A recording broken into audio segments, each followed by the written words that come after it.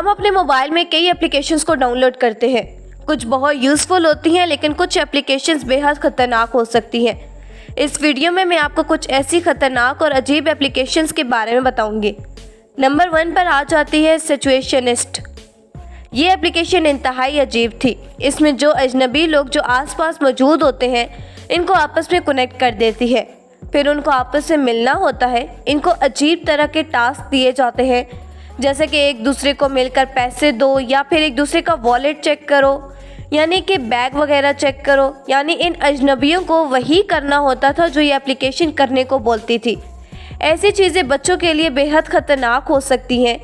ये app iPhone के store पर तो अवेलेबल नहीं थी। Number 2 I am rich. ये एक एप्लीकेशन थी जो आईफोन पर ही अवेलेबल थी, लेकिन इसकी कहानी बहुत ही अजीब है। इस ऐप की कीमत $1000 थी, लेकिन इसकी कहानी बहुत अजीब थी। आपको हैरानगी होगी कि इस ऐप में कुछ भी नहीं था। जो कोई भी इसको खोलता तो अंदर लिखा हुआ आता था, I am rich, I deserve it, I am good and healthy. इसके साथ धोखा हुआ। इस एप्लीकेशन को ख़रीदने के बाद उनके सारे के सारे पैसे ज़ाया हो गए। Number 3 ES file explorer. इस एप्लीकेशन को गूगल ने प्ले स्टोर से बैन कर दिया था। इस एप्लीकेशन को 600 मिलियन लोगों ने डाउनलोड किया हुआ था, यानी ये बहुत ज़्यादा मशहूर ऐप थी। ये ऐप एक फ़ाइल मैनेजर का काम करती थी, जो मोबाइल में मौजूद डाटा को संभाल कर रखती थी। लेकिन मसला ये था कि यहाँ लोगों के साथ फ्रॉड करने में इस ऐप ने काम किया। इस ऐड पर क्लिक करवाया जाता था। लोगों से ये भी कहा गया कि इस ऐप पर लोगों का डाटा लीक होने का खतरा भी है। यानी इस वजह से गूगल ने इतनी बड़ी एप्लीकेशन पर पाबंदी लगा दी थी। Number 4 rest in peace VIP। ये एप्लीकेशन काफ़ी रिस्की थी। असल में इस ऐप में आप लोगों को डेथ नोटिफिकेशन मिलते थे। दुनिया में जो भी फेमस इंसान मरता था, वो इस एप्लीकेशन में यूज़र्स को उसके मरने की नोटिफिकेशन दिया जाता था।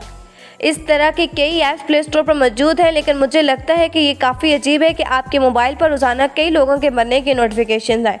इस ऐप की कीमत तकरीबन $1 थी। नंबर 5 पर है रेंडोनॉटिका।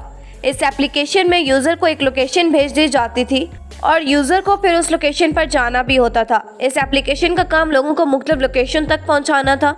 मसला ये था कि ये इंतहाई ख़तरनाक हो सकता था। ऐसे कई केसेस सामने आए जिनमें लोगों ने इस लोकेशन को फॉलो करते हुए ऐसी जगह पहुंचे जहां उनको नुकसान उठाना पड़ा, जैसा कि कोई सुनसान जगह। वैसे तो यह ऐप काफ़ी फेमस हुई, लेकिन ये इंतहाई ख़तरनाक हो सकती थी। एक ऐसे ही वाक़े पे एक बैग पड़ा हुआ नज़र आया था, जिसमें वो शख्स लोकेशन पर पहुंचा तो उसको वहाँ एक बैग दिखा जिसमें एक लाश थी। इसमें पुलिस भी इन्वॉल्व हो गई थी। अब आप सोच सकते हैं कि ये एप्लीकेशन किस हद तक खतरनाक हो सकती है।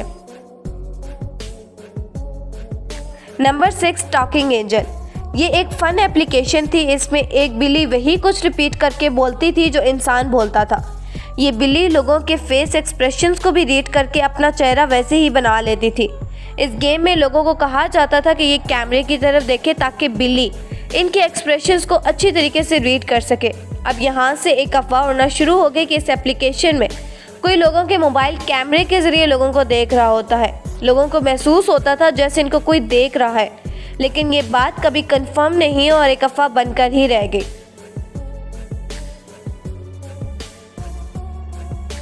Number 7 UC browser. ये भी काफ़ी ज़्यादा कंट्रोवर्शियल है। इसके बारे में कहा जाता है कि ये डाटा और लोकेशन को ट्रैक करके शेयर भी कर सकती है। अब ये दूसरे ब्राउज़र भी करते हैं, लेकिन ये प्लेन टेक्स्ट की फॉर्म में शेयर करता है, जिसको इजीली हैक किया जा सकता है, जबकि दूसरे ब्राउज़र इस फॉर्म में ये शेयर नहीं करते। लेकिन इन सब के बावजूद UC ब्राउज़र एक कामयाब एप्लीकेशन साबित हुई है।